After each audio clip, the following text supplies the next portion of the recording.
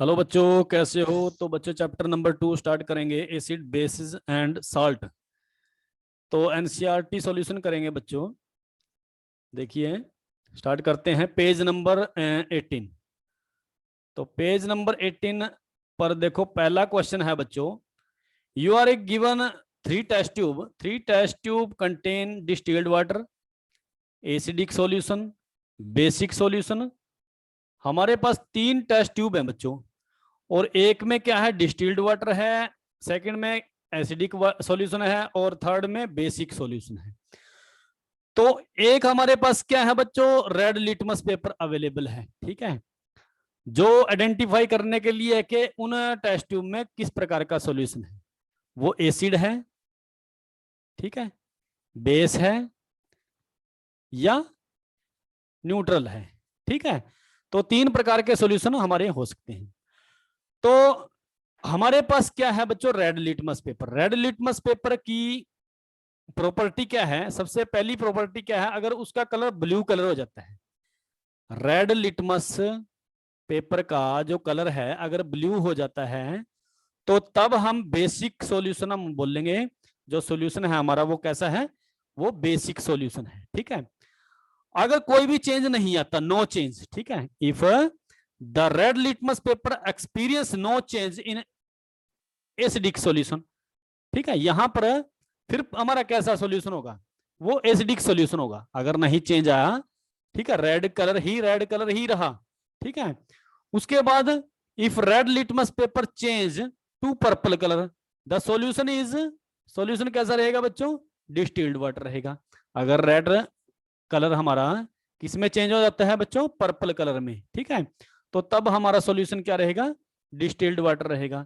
तो नेक्स्ट देखो, हमारे पास 3 प्रकार के वेसल हैं, ठीक है, और तीनों में हमने देखो ये क्या ले लिया बच्चों, रेड लिटमस पेपर लिया। ठीक है, तो इसको हम डाल के देखेंगे। पहले ए में हमने इसको डिप किया, फिर बी में किया, फिर सी में किया। रिजल्ट क्या है देखो, ए में कोई भी कलर चेंज नहीं हुआ, ना ही सी में कोई कलर चेंज हुआ, तो बी में कलर चेंज हो गया। बी में कलर कैसा आया बच्चों, ब्लू कलर आया। तो ब्लू कलर अगर आया तो इसका मतलब जो सॉल्यूशन है, ये सॉल्यूशन है वो कैसा सॉल्यूशन है, बेस। ठीक है, तो यहां पर ये एसिड हो सकता है, इस तरफ भी ये एसिड हो सकता है, या डिस्टिल्ड भी हो सकता है। ठीक है, डिस्टिल्ड वाटर भी हो सकता है, यहां पर भी ये डिस्टिल्ड वाटर हो सकता है, एसिड भी हो सकता है, दोनों केस में। ठीक है, तो ऐसे बच्चों हमें सॉल्यूशन का पता लगा सकते हैं। नेक्स्ट बच्चों देखो, हमारे पास जैसे यहां पर तो हमने क्या लिया था, रेड लिटमस पेपर लिया था, ये इंडिकेटर था। ठीक है, ये क्या था बच्चों, इंडिकेटर। तो काफी सारे इंडिकेटर हैं, जैसे रेड कैबेज वाटर है, रेड ओनियन वाटर है, टर्मरिक वाटर है, ठीक है, फिनोल पैथिलीन वाटर है, ठीक है, ये ब्रोमोथाइमोल ब्लू।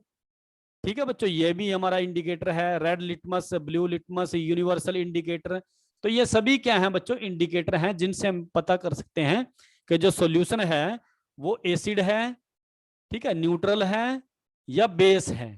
तो एसिड का कैसे पता करेंगे, अगर पीएच वैल्यू 7 से कम है, अगर पीएच वैल्यू 7 से कम है, ठीक है, तो वो क्या हो गया बच्चों, एसिड होती हैं। वो जितने भी सब्सटेंस है जिनकी पीएच वैल्यू 7 से कम होती है, उनको हम एसिड बोलते हैं। जिनकी पीएच वैल्यू 7 के बराबर होती है, 7 होती है, तो उनको हम बोलते हैं न्यूट्रल। क्या बोलते हैं, न्यूट्रल। ठीक है, और जो 7 से ज्यादा जिनकी पीएच वैल्यू होती है, तो वो सब्सटेंस हमारे बेस कहलाते हैं। क्या बोलते हैं उनको, बेस। ठीक है बच्चों, तो अब जैसे हम यहाँ रेड का एग्जांपल लिया था हमने, ब्लू का भी हम ऐसे एग्जांपल ले सकते हैं। तो ब्लू लिटमस पेपर अगर रेड हो जाता है, क्या हो जाता है बच्चों, देखो पहली कंडीशन है रेड हो जाता है, तो रेड होने में क्या हो जाता है, वो क्या बन जाता है फिर, एसिड। अगर ब्लू लिटमस पेपर ब्लू ही रहता है, यहां पर देखो ब्लू अगर रह जाता है तो न्यूट्रल है। अगर ब्लू दोबारा से फिर रह जाता है तो हम उसको ये भी बोल सकते हैं कि वो बेस है। ठीक है, वो क्या है, बेस है। आया बच्चों समझ में? ऐसे ही ये यूनिवर्सल इंडिकेटर का है एग्जांपल दे रखा है बच्चों। तो ये काफी सारे इंडिकेटर हैं जिनसे हम सॉल्यूशन का पता कर सकते हैं कि वो सॉल्यूशन हमारा एसिड है, न्यूट्रल है, और या बेस है। ठीक है, उसके बाद हमारे पास एक और टेबल है बच्चों, इन्वायरमेंटल इफेक्ट, पीएच वैल्यू दे रखी है, एग्जाम्पल दे रखी है। ठीक है, तो यहां पर जैसे जैसे बच्चों पीएच वैल्यू डिक्रीज होती है, ठीक है, पीएच वैल्यू डिक्रीज है, नीचे की तरफ पीएच वैल्यू इंक्रीज हो रही है। समझ में आया? अगर पीएच वैल्यू बच्चों इंक्रीज होती है, इंक्रीज, ठीक है, तो बेसिक सॉल्यूशन यानी कि ये स्ट्रॉन्ग बेस है, जो लिक्विड ड्रेन क्लीनर है, ब्लीच है वो भी स्ट्रॉन्ग बेस है। ठीक है, और जो अगर हम सी वाटर को देखें, एग को देखें, बेकिंग सोडा को देखें, तो ये वीक बेस हैं बच्चों। ठीक है, ये क्या है? वीक बेस है। तो बेसिक सॉल्यूशन हमारा इंक्रीज करेगा अगर पीएच वैल्यू भी बढ़ेगी, अगर पीएच वैल्यू इंक्रीज करेगी।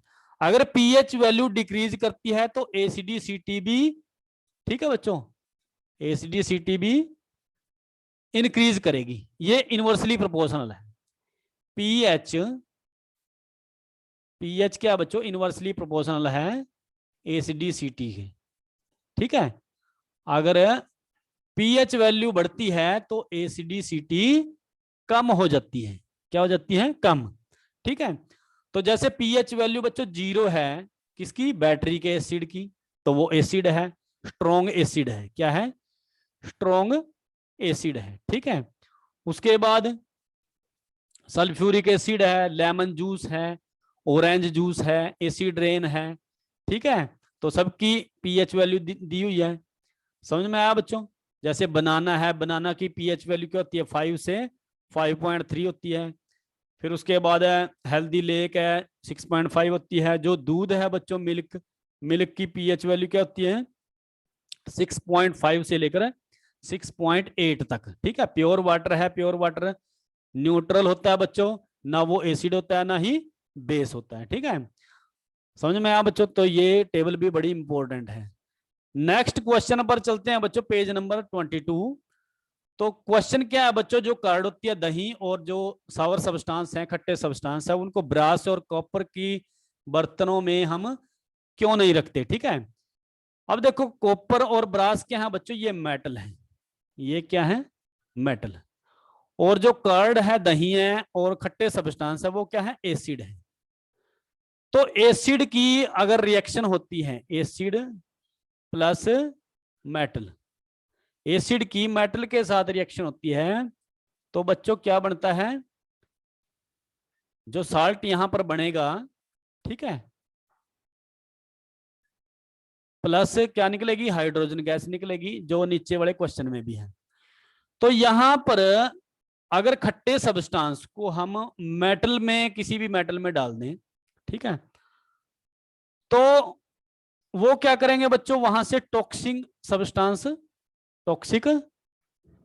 सब्सटेंस रिलीज होगा। ठीक है, जो टॉक्सिक सब्सटेंस रिलीज होगा बच्चों, वो क्या करेगा? हमारी हेल्थ को डैमेज करेगा। ठीक है, लोगों की हेल्थ को क्या करेगा? डैमेज करेगा, फूड पॉइजनिंग होगी। ठीक है, वो हमारे स्वास्थ्य के लिए सही नहीं होगा। तो इसी करके जितने भी जो दही है या फिर खट्टे सब्सटेंस है, जैसे अचार के डिब्बे, अचार है बच्चों, तो उनको देखा होगा भी, अचार को भी हम कभी कभी भी जो मेटल के, जो कॉपर वगैरह या ब्रास में, उनमें नहीं रखते हम। ठीक है, तो ये था फर्स्ट क्वेश्चन। सेकंड क्वेश्चन पर चलते हैं। Which gas is usually liberated when an acid react with metal? जब भी एसिड की मेटल के साथ रिएक्शन होती है तो कौन सी गैस निकलती है बच्चों? हाइड्रोजन गैस निकलती है। कौन सी गैस निकलती है? Hydrogen gas. तो एग्जांपल किसका लेंगे बच्चों? किसी का भी हम एग्जांपल यहां पर ले सकते हैं, मेटल कोई भी ले सकते हैं। तो मैं मेटल अगर यहां पर लूं बच्चों जिंक, और जिंक की हम रिएक्शन कराएं किसके साथ? हाइड्रोक्लोरिक एसिड के साथ, जो कि एक्वस सॉल्यूशन है। कैसा सॉल्यूशन है? Aqueous solution. और क्या बनेगा बच्चे? यहां से जिंक क्लोराइड बनेगा और प्लस हाइड्रोजन गैस निकलेगी। क्यों निकलेगी बच्चों? क्योंकि जो जिंक है वो रिएक्टिविटी ज्यादा है जिंक की, और वो H आयन को, H हाइड्रोजन को यहां से क्या कर देगी बच्चों? डिस्प्लेस कर देगी। जो रिएक्शन है हमारी यहां पर वो कौन सी रिएक्शन है? डिस्प्लेसमेंट रिएक्शन है। ठीक है, समझ में आया? तो हमारे पास क्या बनेगा बच्चों? जिंक क्लोराइड बनेगा। तो इसको बैलेंस करेंगे। हाइड्रोजन के कितने हैं? 2 है, तो 2 हाइड्रोजन के हो गए। और क्लोरीन के भी कितने हैं एटम? 2 हैं, तो यहाँ पर 2 क्लोरीन के भी हो जाते हैं। तो इस प्रकार हमारी जो इक्वेशन है बच्चों ये भी बैलेंस हो जाती है। तो यहां से आपको ये बिल्कुल क्लियर समझ में आ गया होगा कि जब भी एसिड की मेटल के साथ रिएक्शन होती है तो हाइड्रोजन गैस वहां से निकलती है और साथ में क्या बनता है बच्चों? साल्ट। क्या बनता है? साल्ट। ठीक है, तो अब बच्चों जो हाइड्रोजन गैस निकली है, हाइड्रोजन गैस यहां से जो निकली है, इस हाइड्रोजन गैस की प्रेजेंस को कैसे पता करेंगे कि ये है या नहीं है? तो हमारे पास देखो एक एक्टिविटी है। एक्टिविटी में हमने देखो ये जो ट्यूब है, टेस्ट ट्यूब में हमने जिंक डाला हुआ है। ठीक है, और क्या है इसमें बच्चों? डिल्यूट H2SO4 है। तो जिंक की किसके साथ रिएक्शन है बच्चों? H2SO4 के साथ। तो यहां से बबल बनेंगे बच्चों, और जो बबल किसके बनेंगे? हाइड्रोजन गैस के।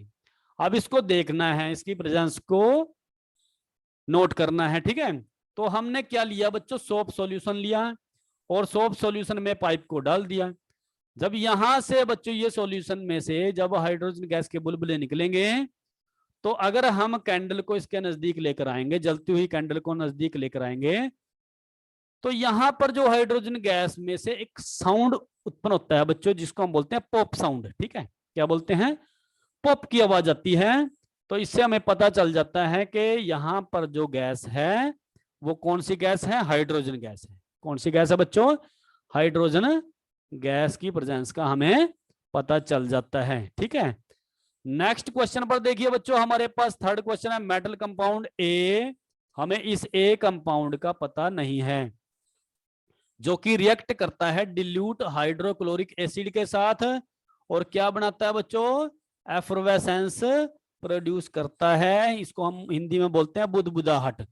ठीक है, जैसे डिस्पर्सिबल अगर कोई टैबलेट है उसको अब लिक्विड में डालते हैं तो वहां से देखो बच्चों बुलबुले से निकलते हैं, तो उसको बोलते हैं एफरवेसेंस। ठीक है, तो और ये यहां से गैस भी निकलती है बच्चों, जो कि बर्निंग कैंडल को बुझा देती है। ठीक है, अब क्या क्या करना बच्चों? राइट बैलेंस केमिकल इक्वेशन निकली है। ठीक है, और one of the compound form is calcium chloride. दूसरा हिंट क्या दिया बच्चों? कैल्शियम क्लोराइड भी यहां से निकलता है। अब देखो गैस को, यहां पर जो गैस निकलती है वो अगर आग बुझाने वाली है तो उसको हम क्या बोलेंगे बच्चों? CO2। आपको पता है कि CO2 जलने नहीं देती किसी भी सब्सटेंस को अगर वहां पर है तो। ठीक है, तो हम बच्चों यहां पर क्या है, हमें यहां पर ए सब्सटेंस लिया और किसके साथ रिएक्शन कराई? HCl के साथ। तो हमारे पास क्या क्या बना? सबसे पहले CaCl2 बना, और क्या बना बच्चों? Carbon dioxide gas. ये हमें पता लग गया है। अब हम यहां देख सकते हैं बच्चों मेटल क्या है? कैल्शियम है। ठीक है, सॉरी नॉन मेटल है। ठीक है, तो यहां पर कैल्शियम है, कैल्शियम क्लोराइड है। तो क्लोरीन तो चलो HCl में से मिल गया। ठीक है, इसको अब यहां देखो कार्बन डाइऑक्साइड गैस निकली हुई है, तो इसका मतलब ये हमारा जो सब्सटेंस है वो क्या है? CaCO3। यानी कि इस कंपाउंड में दोनों सब्सटेंस है, कैल्शियम भी है और कार्बन डाइऑक्साइड गैस भी है। तो कैल्शियम कार्बोनेट की अगर रिएक्शन कराते हैं हम हाइड्रोक्लोरिक एसिड के साथ, तो क्या बनता है? कैल्शियम क्लोराइड का सॉल्यूशन निकलता है और कार्बन डाइऑक्साइड गैस निकलती है। और दूसरा देखो यहां से हाइड्रोजन के, अगर हम यहां इसको बैलेंस करें, ठीक है, तो हमारे पास वाटर भी निकलता है। ठीक है, तो यहां पर 2 हमने नोट कर लिया, हाइड्रोजन के 2 एटम हो गए और क्लोरीन के भी यहाँ पर 2 एटम है, तो हमारी इक्वेशन भी क्या हो जाती है? बैलेंस हो जाती है। ठीक है बच्चों, तो ये था हमारा थर्ड क्वेश्चन। नेक्स्ट क्वेश्चन पर चलते हैं बच्चों। वाई डू हाइड्रोक्लोरिक एसिड, ठीक है, या HNO3, जो हमारे पास 2 कंपाउंड है, ये एसिडिक कैरेक्टर शो करते हैं बच्चों एक्वस सॉल्यूशन में। समझ में आया बच्चों? HCl और HNO3 एसिडिक कैरेक्टर शो करते हैं एक्वस सॉल्यूशन में, जबकि अल्कोहल और ग्लूकोज ये एसिडिक कैरेक्टर शो नहीं करते। तो एसिडिक कैरेक्टर वो शो करता है बच्चों जो लिक्विड में, यानी कि एक्वस सॉल्यूशन में जो H आयन रिलीज करता है। आपको ये बिल्कुल क्लियर हो जानी चाहिए बात है, और याद भी रहनी चाहिए कि जो वाटर में कोई भी कंपाउंड H आयन रिलीज करता है तो वो क्या है बच्चों, एसिड है, वो क्या है, एसिडिक है। ठीक है, जो नहीं करता वो नॉन एसिडिक है, जो नहीं करता वो नॉन एसिडिक है। यानी कि जो एसिड है are the substance which upon dissociating with water result in production of hydrogen ion. ठीक है, तो वो क्या होता है बच्चों, कोई भी सब्सटेंस अगर डिसोसिएट होता है वाटर में और वहां से हाइड्रोजन आयन की प्रोडक्शन करता है, हाइड्रोजन आयन वहां से निकलता है, ठीक है, तो वो acidic behaviour, acidic character show करेगा। ठीक है, जैसे यहां पर हमारे पास है हाइड्रोक्लोरिक एसिड है, ठीक है, तो दोनों प्रकार के हमारे पास एसिड है, समझ में आया बच्चों।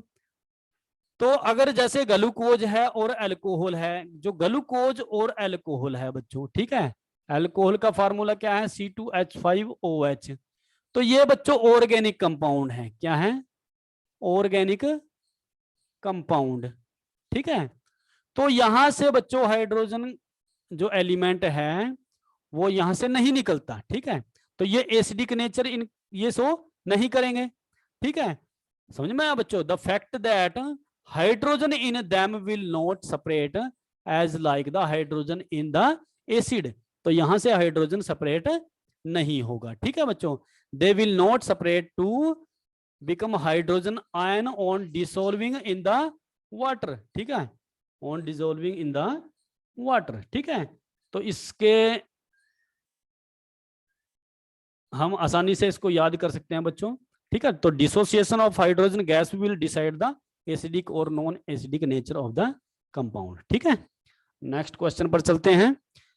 देखो हमारे पास एक एक्टिविटी भी है बच्चों, इस एक्टिविटी से भी हम सीख सकते हैं कि HCl एसिड है और जो ग्लूकोज है और अल्कोहल सॉल्यूशन है वो बेस है। ठीक है, अब यहां पर देखो हमारे पास एक टब है, बीकर है, तो इसमें हमने देखो ये आयरन नेल ले लिए हैं और आयरन नेल को बच्चों हमने बैटरी के साथ जोड़ दिया। बैटरी एक ये नेगेटिव है, ये पॉजिटिव है, जो ये छोटा सिरा है ये बैटरी के सिंबल है नेगेटिव और पॉजिटिव के साथ। एक सिरा हमने इसको नेगेटिव के साथ जोड़ दिया और एक पॉजिटिव के साथ जोड़ दिया नेल की। ठीक है, अब ये लगा दिया हमने बल्ब बच्चों, ये क्या लगाया, बल्ब। अभी यहां पर ग्लोविंग करता हुआ दिखाई दे रहा है। अगर तो बच्चों यहां पर हमारा सॉल्यूशन कैसा है, इसमें सॉल्यूशन है हाइड्रोक्लोरिक एसिड यानी कि HCl है। ठीक है, तो अगर HCl है तो बल्ब जगेगा, बल्ब ग्लो करेगा, सबसे पहली बात। ठीक है, अगर इसमें एथेनॉल है या ग्लूकोज है, देखो यहां पर ग्लूकोज है, यहां पर एथेनॉल है, तो बल्ब नॉट ग्लोइंग, यहां पर भी बल्ब नॉट ग्लोइंग, तो बल्ब ग्लो नहीं करेगा। ठीक है, समझ में आया। अब ये क्यों नहीं करेगा, इसका मतलब बल्ब, सबसे पहले ये समझ लेते हैं ग्लो करने का मतलब क्या है, कि यहां पर जो इलेक्ट्रिक करंट का फ्लो है थ्रू द सॉल्यूशन, कि इस यहां से जो करंट की डायरेक्शन अगर मैं शो करूं आई करंट, तो ये इस लिक्विड में से फ्लो रहा। ठीक है बच्चों, आई करंट फ्लो होता है, करंट इलेक्ट्रिक करंट फ्लो होता है, जबकि यहां पर कोई भी करंट फ्लो नहीं होता, यहां भी कोई भी करंट नहीं फ्लो होता। ठीक है, तो इसका मतलब क्या है बच्चों, एसिड है, एसिड में क्या होते हैं, आयन होते हैं, और आयन ही रिस्पॉन्सिबल होते हैं कंडक्शन ऑफ इलेक्ट्रिसिटी। ठीक है, अगर आयन बनेंगे तभी तो बच्चों इलेक्ट्रिसिटी कंडक्ट होगी, अगर आयन ही नहीं बनेंगे, ठीक है, तो वहां पर इलेक्ट्रिक करंट फ्लो नहीं करेगा। तो इससे भी हम आइडिया लगा सकते हैं। तो जो एसिड है बच्चों वो H आयन क्या करता है, रिलीज करता है, सेम अमाउंट में नेगेटिव चार्ज भी निकलता है, तो जिससे यहां पर जो इलेक्ट्रिक करंट फ्लो करता है और उससे बल्ब हमारा ग्लो करेगा। ठीक है, तो ये सॉल्यूशन कैसा है बच्चों, एसिड सॉल्यूशन है। जबकि यहां पर H आयन रिलीज नहीं हुआ, तो H आयन की एब्सेंस में यहां पर कोई भी करंट है वो फ्लो नहीं हुआ, बल्ब ग्लो नहीं किया, तो ये सॉल्यूशन हमारा कैसा है, वो बेस सॉल्यूशन है, बेसिक सॉल्यूशन है। कैसा सॉल्यूशन है, बेसिक सॉल्यूशन। नेक्स्ट क्वेश्चन पर चलते हैं। Why does an aqueous solution of an acid conduct electricity? अभी अभी करके हटे हैं बच्चों, भी जो aqueous solution है एसिड में जो एक्वा सॉल्यूशन है वो कंडक्ट करता है इलेक्ट्रिसिटी। तो कोई भी सॉल्यूशन अगर इलेक्ट्रिसिटी कंडक्ट करता है, अपने में से इलेक्ट्रिक करंट को पास होने देता है, तो इसका मतलब उसमें चार्ज पार्टिकल हैं। इसका मतलब क्या है? चार्ज पार्टिकल, यानी कि पॉजिटिव चार्ज और नेगेटिव चार्ज होते हैं। ठीक है, are responsible for flowing of current. ठीक है बच्चों, तो अगर चार्ज पार्टिकल नहीं है, अगर आयन नहीं है, तो वहां पर इलेक्ट्रिक करंट फ्लो नहीं होगा। ठीक है बच्चों, तो इससे मतलब कि एक लाइन याद रखनी है आपने, अगर वहां पर चार्ज पार्टिकल हैं तो सॉल्यूशन कैसा है? एसिड है, और एसिड में से इलेक्ट्रिसिटी कंडक्ट होगी। अगर चार्ज पार्टिकल नहीं है तो सॉल्यूशन हमारा बेस है, तो वहां इलेक्ट्रिसिटी कंडक्ट नहीं होगी। ठीक है बच्चों, नेक्स्ट क्वेश्चन पर चलते हैं। Why does dry HCl gas not change the colour of dry litmus paper? देखिए, HCl है, एसिड है, और ये लिटमस पेपर है। तो हमने ये पढ़ा है कि ये लिटमस पेपर क्या करता है बच्चों, अगर उसका कलर चेंज हो जाता है, ठीक है, समझ में आया? रेड अगर ब्लू हो जाता है तो वो बेसिक सॉल्यूशन है, अगर रेड रेड रह जाता है तो एसिडिक सॉल्यूशन है। पर यहां पर जो लिटमस पेपर है उसका कलर ही नहीं चेंज हुआ बच्चों, जब हमने उसको ड्राई HCl गैस में डाला। ठीक है, ड्राई, समझ में आया बच्चों? तो वर्ड ये याद रखना है, ड्राई पर फोकस रखना। मैंने क्या बताया था बच्चों, अगर तो एक्वस सॉल्यूशन है, ठीक है, अगर एक्वस सॉल्यूशन है, अगर लिक्विड सॉल्यूशन है, तब एच आयन रिलीज होगा, तब एच आयन रिलीज होगा, और तभी वो एसिडिक बिहेवियर शो करेगा। ठीक है बच्चों, but in case of dry HCl gas there is no presence of water, यहां पर कोई भी वाटर की प्रेजेंस नहीं है। So HCl does not give out hydrogen ion, तो वो हाइड्रोजन आयन नहीं देगा। तो HCl है वो डज नॉट शो करेगा, एसिडिक बिहेवियर को शो नहीं करेगा। तो कलर है लिटमस पेपर का वो रिमेन द सेम रहेगा on reacting with dry HCl gas. Dry HCl gas के साथ अगर हम रिएक्शन कराएंगे तो उसका जो कलर है, लिटमस पेपर का कलर है, वो चेंज नहीं होगा। ठीक है बच्चों, तो नेक्स्ट क्वेश्चन पर चलते हैं बच्चों। जब भी हम बच्चों एसिड को डिल्यूट करते हैं, ठीक है, हमारे पास कंसंट्रेटेड एसिड है और उसको हमें क्या करना है? डिल्यूट करना है। तो why is it recommended that the acid should be added to water? तो एसिड को हम क्या किस में डालते हैं? वाटर में डालते हैं, या वाटर को एसिड में डालते हैं? नॉट वाटर टू एसिड, ना कि वाटर को एसिड में। अब देखो नीचे डायग्राम है बच्चों, तो डायग्राम में देखो आप, एसिड को वाटर में डाला है तो इसका मतलब ये करेक्ट है। अगर वाटर को एसिड में डालते हैं तो ये इनकरेक्ट है। यहां पर देखो, ये जो मीटर है वो लोट ऑफ क्या दिखा रहा है बच्चों? एनर्जी। ठीक है, लोट ऑफ, यहां एनर्जी शो करता है ये मीटर। जैसे ही बच्चों वाटर को अगर हम डाल लेंगे किसमें? एसिड में, तो यहां पर काफी सारी अमाउंट में हीट प्रोड्यूस होगी, हग अमाउंट ऑफ हीट प्रोड्यूस होगी, जो कि किसका कारण बन सकती है बच्चों? एक्सप्लोजन का। किसका? एक्सप्लोजन का।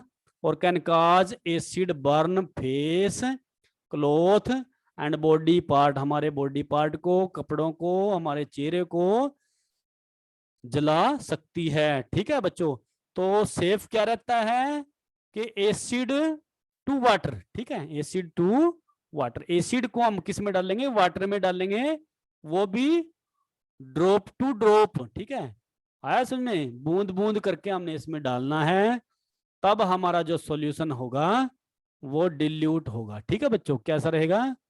डिल्यूट सॉल्यूशन रहेगा। ठीक है, तो ये देखो क्वेश्चन में क्या है, इसका आंसर देखो, diluting an acid it is recommended that acid should be added to water, not water to the acid, because if water is add to concentrated acid, अगर वाटर को हम ऐड करते हैं एसिड में तो यहां से क्या होगा बच्चों, हग अमाउंट ऑफ हीट रिलीज होगी और जो कि एक्सप्लोजन का, ठीक है, फेस को या क्लॉथ को, बॉडी पार्ट को बर्न कर सकती है। तो इस प्रकार हम यहां से समझ सकते हैं, ठीक है, कि हमेशा जो एसिड को वाटर में डाला जाता है, ना कि वाटर को एसिड में, ठीक है बच्चों। उसके बाद नेक्स्ट क्वेश्चन देखिए बच्चों, how is the concentration of hydronium ion affected when A solution of N acid is diluted.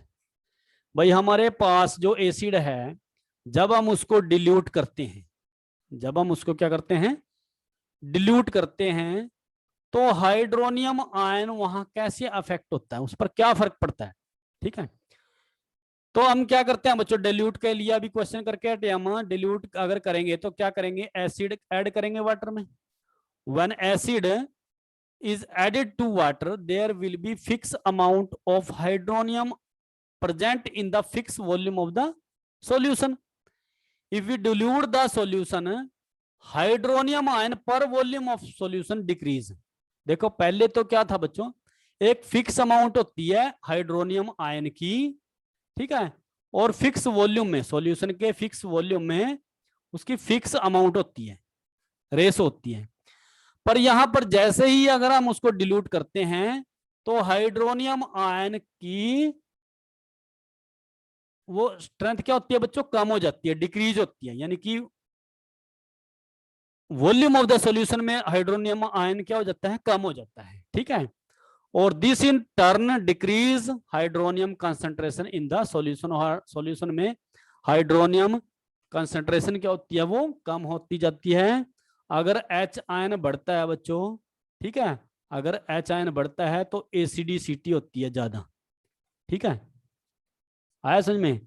तो एसिड से हम क्या कर रहे हैं, डिल्यूट कर रहे हैं, तो फिर H आयन क्या करेगा, डिक्रीज होगा, क्या करेगा बच्चों, डिक्रीज। समझ में आया बच्चों। तो ये क्वेश्चन था, फिफ्थ क्वेश्चन।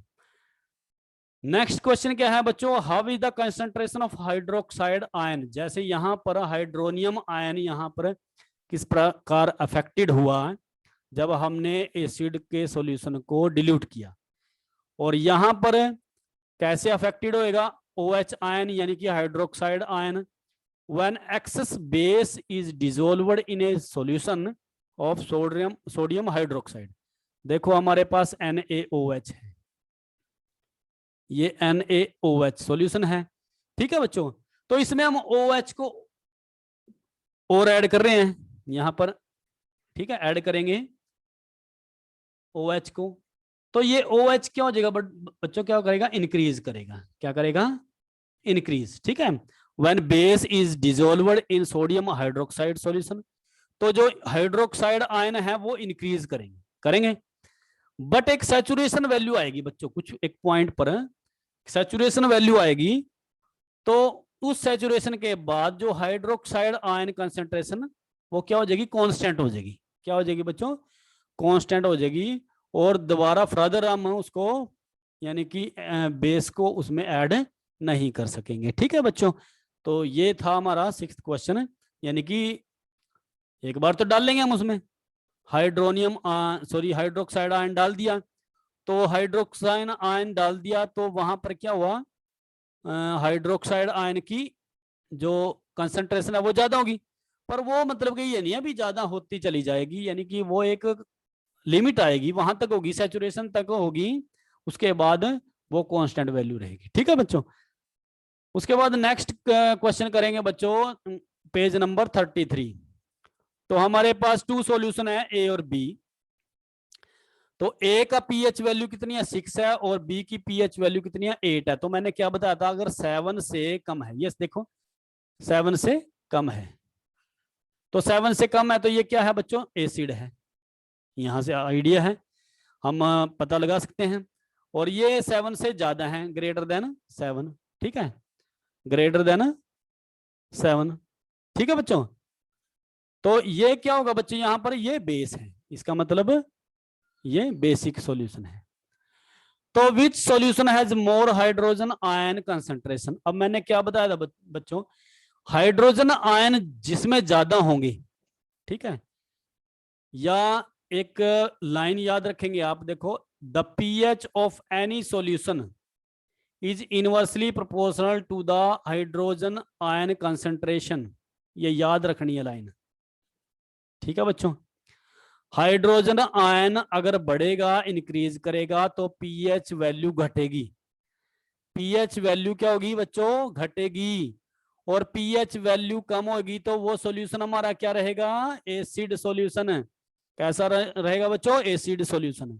ठीक है बच्चों, तो इसका मतलब क्या है? Solution that has a lower pH value, lower pH number will have a higher hydrogen ion concentration.